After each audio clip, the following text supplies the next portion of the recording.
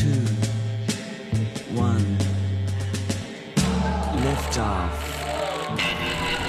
Objectif Mars. La chinoise Tianwen-1, question au ciel, a décollé ce jeudi.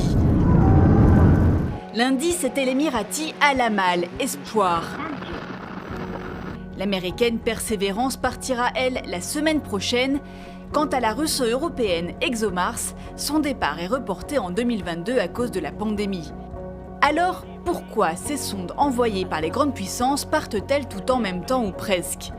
Tous les 26 mois, la mécanique céleste offre une fenêtre de tir de quelques jours où la distance entre la Terre et Mars est plus courte que d'habitude. 55 millions de kilomètres, ce qui représente quand même au moins 6 mois de voyage.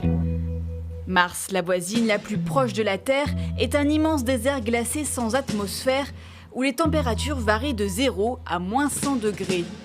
Pourtant, la planète rouge continue de faire rêver. Depuis les années 60, plusieurs dizaines de sondes automatiques sont allées s'y poser. Mais depuis la découverte dans les années 2000 que de l'eau liquide y avait coulé, Mars est devenu la priorité des chercheurs. On assiste même à une nouvelle course aux étoiles. Aujourd'hui, la Chine investit des milliards pour rattraper son retard et ambitionne de réaliser en une seule mission ce que les États-Unis ont fait en 60 ans.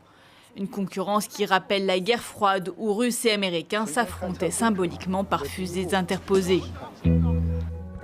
Avec Espoir, les Émirats arabes unis ont eux envoyé la première sonde arabe interplanétaire de l'histoire, partant peut-être à la recherche d'un nouvel âge d'or des grandes réalisations scientifiques et culturelles du Moyen-Orient.